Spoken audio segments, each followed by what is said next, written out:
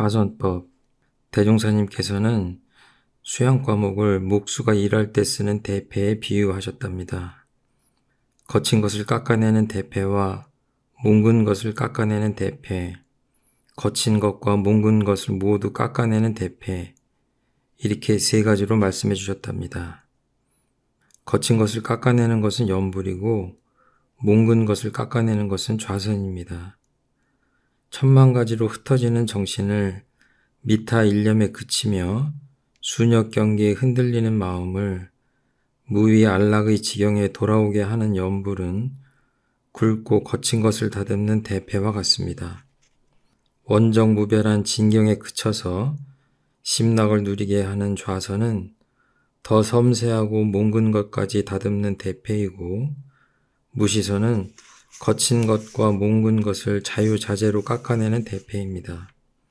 자기 근기와 환경과 처지를 따라서 세 과목으로 수양길을 잡으면 누구나 성공한다는 말씀을 하셨답니다. 여러 갈래로 흩어지는 마음을 염불일성의 말뚝에 딱 메어두는 것이 염불이라면, 마음에 있어 망념을 쉬고 진성을 나타내는 공부이며 몸에 있어 화기를 내리게 하고 수기를 오르게 하는 방법이 좌선입니다. 여러분, 아침 좌선을 하고 나면 정신과 기운이 상쾌하죠? 망념이 많은 사람이 있는가 하면 망념이 별로 없는 사람도 있을 것입니다. 좌선은 젊다고 잘 되고 늙었다고 안 되는 것이 아니라 좌선을 얼마나 우선순위에 놓고 살았느냐, 그렇지 않느냐가 중요합니다. 낮에 취사를 잘못했거나 욕심이 많으면 망념도 많을 가능성이 높습니다. 잠이 많아서 정신이 상쾌하지 못한 사람도 있을 것입니다. 낮에 취사를 잘못하지 않고 욕심도 그리 많지 않은데 잠이 많은 사람은 어떻게 해야 할까요? 먹는 것과 휴식을 잘 조절해야 합니다. 먹는 것을 조절하고 충분히 휴식해야 아침에 상쾌합니다. 알고 보면 아침이 시작이 아니라 저녁이 시작입니다. 그러므로 낮 시간도 중요하지만 저녁 시간을 어떻게 보내고 아침을 맞이하느냐가 중요합니다. 저녁 시간에 충분히 쉬어서 아침에 졸리지 않도록 해야 합니다. 몸도 염치가 있습니다. 한없이 때를 쓰지는 않습니다. 어느 정도 몸에 맞춰주면 따라옵니다. 대종사님께서는 좌선의 방법을 말씀하기 전에 좌선의 요지에서 망념을 잠재우고 물기운을 오르게 하는 것이 얼마나 중요한지 설명하시고 간절하게 권장하셨습니다. 망념, 번뇌와 같은 단어들을 무시선의 강령에서는 잡념이라고 표현하셨습니다. 좌선의 요지에 또 만일 망념이 쉬지 아니한즉 불기운이 항상 위로 올라서 온몸에 수기를 태우고 정신의 광명을 덮을지니 라는 대목이 있는데, 정신의 광명을 덮는 것이 가장 슬픈 일입니다. 중생과 부처의 차이는 정신의 광명이 무엇으로 덮여 있는 사람과 그렇지 않은 사람의 차이와 같다고 할 수 있습니다. 중생이나 부처나 광명은 똑같이 가지고 있지만 중생은 정신의 광명이 망념으로 덮여 있는 사람이고 부처는 망념이 쉬어서 정신의 광명이 망념으로 덮여 있지 않은 사람입니다. 법의 등급 중 대각열애의 조항을 보면 동하여도 분별에 착이 없고 정하여도 분별이 절도에 맞는 사람의 위라고 밝혀 놓으셨습니다.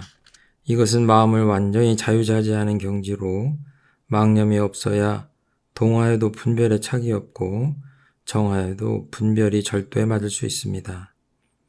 사람이 분별을 하지 않으면 목석과 같아서 문제가 됩니다.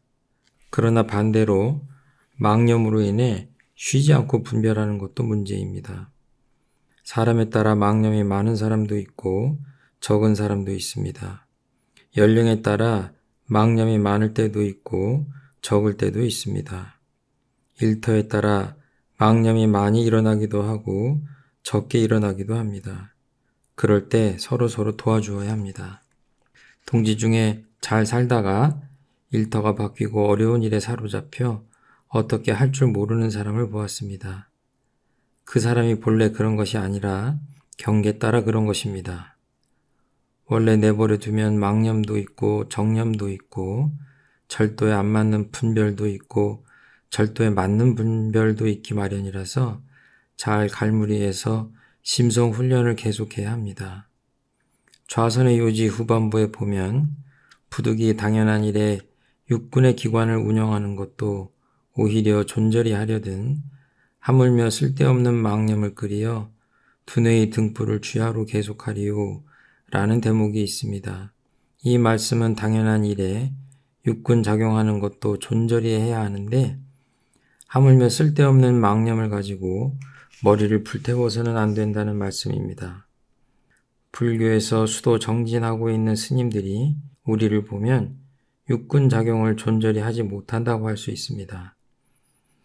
우리는 좌선법과 무시선법에서 지향하는 인격과 심성 훈련을 해가는 표준이 불교와 같으면서도 다릅니다.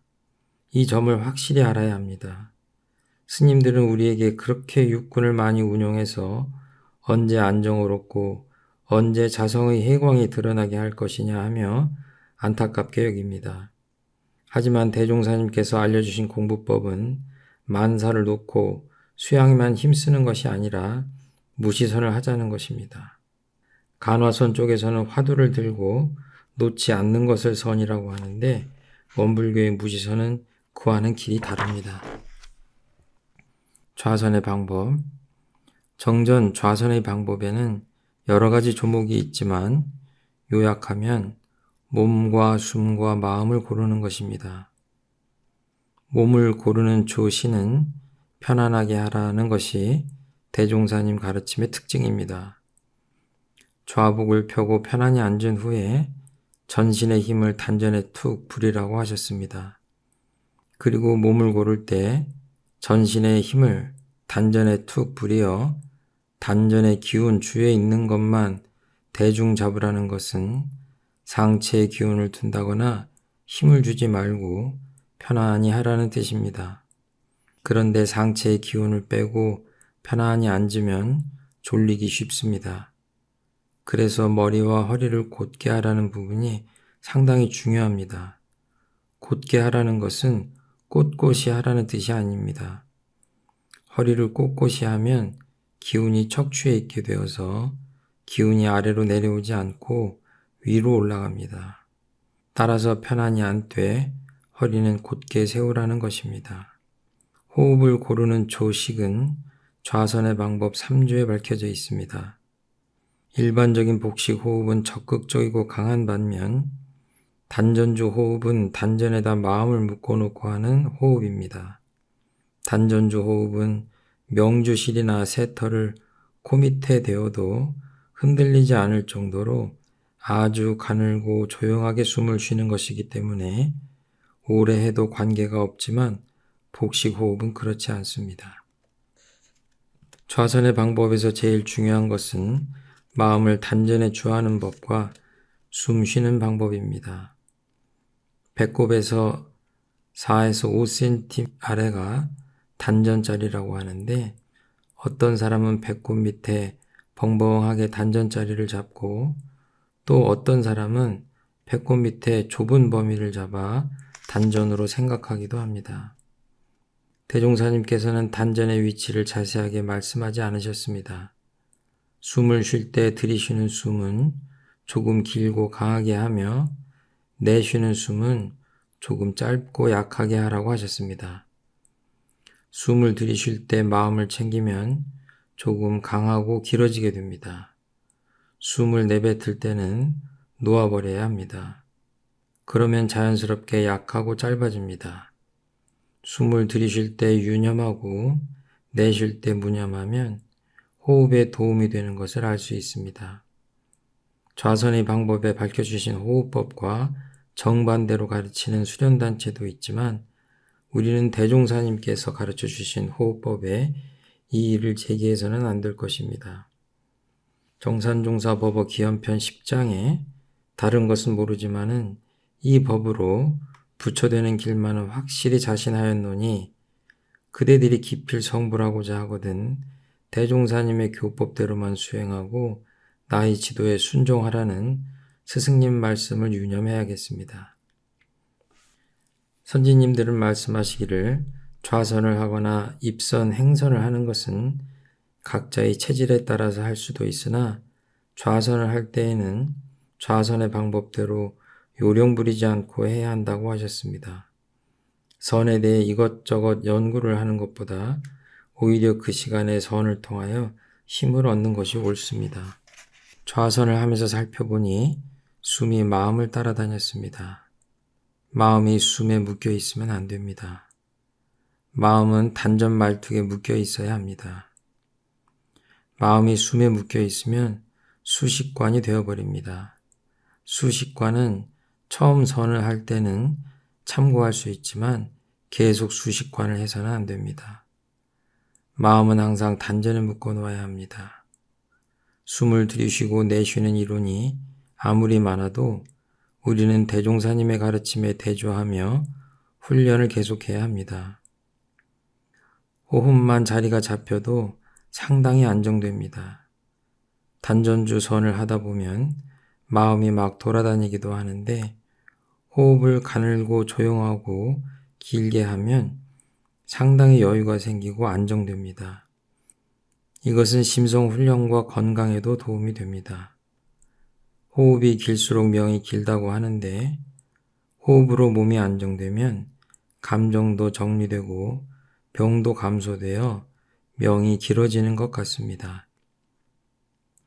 좌선이 잘 되는 사람은 잘 될 때 많이 해야 되고 안 되는 사람은 꾸준히 하면서 잘할 수 있는 방법을 찾아야 합니다.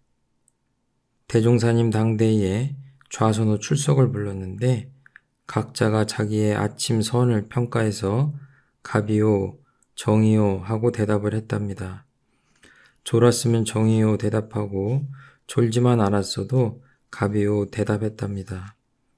그런데 한 선지님께서 졸지 않으려고 좌선 시간에 취직 규약을 외우고는 갑이요 하고 대답을 했다고 합니다. 하지만 선을 하지 않고 취직 규약을 외운 것이 마음에 걸려 하루는 대종사님께 선이 잘 안 되면 차라리 취직 규약이라도 외우는 것이 더 낫지 않습니까?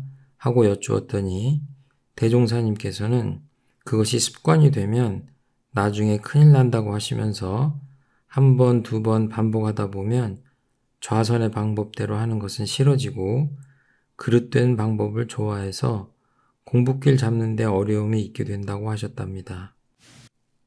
그 어른은 그 뒤로 아무리 졸려도 취지 규약을 외우지 않고 잡념 없애는 데 주력했다고 합니다. 잡념은 일종의 보물입니다. 망념도 마찬가지입니다. 망념은 정념의 자본입니다. 망념을 미워하거나 싫어하지 말고 성가시게도 생각하지 말고 단전주만 대중 잡고 챙기면 망념이 공부하는 데 큰 도움이 됩니다. 좌선을 욕심으로 하면 안 됩니다. 좌선의 공덕에는 좌선을 해서 얻는 10가지 공덕이 밝혀져 있습니다. 저도 그 공덕을 하루빨리 얻었으면 좋겠습니다. 그러나 물결을 가라앉히려고 하는 사람이 조급한 마음으로 자꾸 물을 흔들면서 가라앉히려고 하면 안 되는 것처럼 욕심을 내지 않고 좌선을 해야 공덕이 저절로 나타납니다. 마음을 주하는 것과 기운을 주하는 것에 어떤 차이가 있을까요? 대종사님께서는 좌선의 방법 2조에서 단전의 기운주에 있는 것만 대중 잡으라고 하셨습니다. 기운 주하는 것은 마음이 없으면 안 됩니다. 단전에 말뚝박고 마음을 메어둔다는 말은 기운을 단전에 머물게 한다는 말입니다. 마음과 기운은 함께하기 때문에 방심이 되면 기운도 풀어집니다. 대종사님께서 정전 단전주의 필요에 밝히신 내용을 보면 과거에는 화두나 머리 등에 마음을 주하였지만 우리는 단전에 마음을 묶어 놓게 하셨습니다. 대종사님께서는 마음을 단전에 주하면서 전신의 기운을 단전에 툭 부려버리고 단전의 기운 주에 있는 것만 대중을 잡으라고 하셨습니다. 선은 마음을 메워두는 것인데 간화선은 화두에, 단전주선은 단전에, 염불은 염불 일성의 마음을 모으는 것입니다. 염불은 분별 주착이 없는 본래 자리에 들어가기 위해서 많은 생각을 끊고 나무아미탑을 한 생각으로 뭉치는 것이고, 단전주선은 단전의 기운주에 있는 것에 대중을 잡는 것입니다. 계속 대중 잡고 있으면 나중에는 대중을 잡고 있구나 하는 생각마저 놓아집니다. 염불도 염불일성에 집중하다 보면 내가 염불일성에 묶여 있구나 하는 것도 놓아지는데 이것이 바로 염불삼매가 아닐까요? 독경이나 주송, 헌배도 마찬가지입니다. 헌배도 몇천 배 하다 보면 삼매에 들어 아프다는 느낌, 다시 말해서 지금 내가 몇 배째 절하고 있다는 것조차 잊게 됩니다. 분별이 주착해 있지 않고 하나로 뭉쳐 있으면서 다른 분별 주착으로 흐트러지지 않는 단계를 삼매라고 하는데, 삼매에 들면 자성의 지혜 광명이 가리지 않고 소소영령에서 위력을 발할 수 있습니다.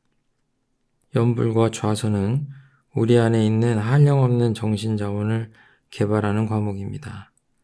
그렇기 때문에 많은 시간을 투자해서 하고 또 하고 반복해야 합니다. 다만 그 방법이 틀리면 시간을 낭비하게 되기 때문에 정확한 방법을 배워서 해야 합니다. 그리고 직접 해보면서 방법을 교정해야 합니다. 실제로 해보지도 않고 이론으로만 방법을 교정하면 항상 문 밖에서 서성거리는 것과 같습니다. 염불도 많이 해보고 단전주선도 많이 해봐야 합니다. 저는 학교 다닐 때 너무 선이 안 되어서 정산종사님께 차라리 그 시간에 독서하면 좋겠어요 하고 사례였습니다. 그랬더니 정산종사님께서 한 10년이나 해보았냐고 하셨습니다. 그러시면서 형상 있는 것은 여기에 갖다 놓으면 가만히 있지만 우리가 상대로 하는 세계는 형상이 없는 것이고 또 무한한 조화가 갈마 있기 때문에 이게 만만치가 않다. 또 자기가 좋아하고 싫어하는 업력이 있는데 그런 것들이 함께 작용을 하기 때문에 상근기가 아니고는 형상 없는 허공을 이전 등기에서 내 것을 삼는 것이 쉬운 일이 아니다는 말씀을 해주셨습니다. 그리고 대종사님께서 우리에게 공부하게 하신 선의 목적은 좌선과 염불이 아니라 무시선입니다. 좌선과 염불은 그 자체가 목적이 아닙니다. 좌선은 기초를 닦는 것입니다. 무시선은 종합선입니다. 자성의 정해 계가 다 세워져야 무시선이 됩니다. 자성의 정해 계가 두루 세워지지 않으면 무시선을 할 수 없습니다. 그러므로 목표를 항상 무시선에 두어야 합니다. 좌선 그 자체가 목적이 아닙니다. 과거에는 진공으로 채를 삼으면 해도 탁 솟아나는 것으로 생각했습니다. 구름이 걷히면 태양광명이 솟아나는 것처럼 수양만 하면 대반야지가 솟아나는 것으로 생각했습니다. 그래서 간화선이나 묵조선이나 선종에서는 취사나 연구 과목을 중요시하지 않았습니다. 반면에 대종사님께서는 진공으로 채를 삼고 묘유로 용을 삼아 공부하라고 하셨습니다. 묘유는 조화입니다. 진공 묘유의 조화가 바로 우리 신앙의 대상인데 대종사님께서는 이 조화를 은혜로 표현해 주셨습니다. 진공뿐만 아니라 은혜로 나타난 묘유를 신앙의 대상으로 삼았습니다. 불공과 선은 상직관계입니다. 아니, 선의 심경이라면 밖으로 나타날 때는 은혜와 불공으로 나타납니다. 선하면 자칫 가라앉고 처지기 쉬운데 무시선은 늘 안정되어 있으면서도 희색이 만면하여 법열이 솟아나고 활선이 되어 축 처지지 않습니다. 좌선법을 얘기하며 원불교선의 목적인 무시선을 잠깐 언급했습니다. 대종사님께서는 좌선법으로는 단전주선을 제시하시고 결국은 무시선을 지향하셨습니다. 즉 심성훈련할 때는 무시선을 하고 일이 없을 때는 단전주선을 하도록 지도하신 것입니다. 그런데 단전주선과 단전호흡은 어떻게 다를까요? 단전호흡을 하는 입장에서는 양생법으로 기를 자유자재하는 것이 목적입니다. 단전주선은 양생법을 통한 기 단련이 주가 아니고 마음을 주하고 거래하는 것이 목적입니다. 단전주선은 조금 공들여서 큰 위력을 얻는 공부길입니다. 단전은 다른 사람이 가지고 있는 것이 아니고 내 자신이 가지고 있는 것입니다. 얼마나 다행스럽습니까? 정성스럽게만 하면 됩니다. 공부길을 믿고 해보니 자신감이 생기고 처음에는 나와 싸우며 억지로 하지만 나중에는 편안하게 되어집니다. 그러다 보면 노화도 되어지는 단계에 이를 수도 있습니다. 정전 단전주의 필요를 보면 대범 좌선이라 함은 마음을 일경에 주하여 모든 생각을 제거함이 예로부터의 통예라고 밝혀놓으셨습니다. 즉 어디든지 한 경계에 마음을 주하는 것이 선입니다. 또한 대종사님께서는 마음을 단전에 주한즉 생각이 잘 동하지 아니하고 기운도 잘 내리게 되어 안정을 쉽게 얻느니라고 하시며 위생상으로도 극히 기묘한 법이라고 하셨습니다. 대산종사님께서 요가법을 도입해 주셔서 요가로 단전주선을 하는데 은혜를 입은 사람이 많습니다. 좌선을 단전주선으로 해주신 것은 엄청난 은혜입니다. 대종사님께서 단전주선을 하게 하신 것은 영육쌍전의 공부법이기 때문입니다. 단전주선을 하게 되면 일상생활을 하면서도 누구나 힘을 얻을 수 있습니다.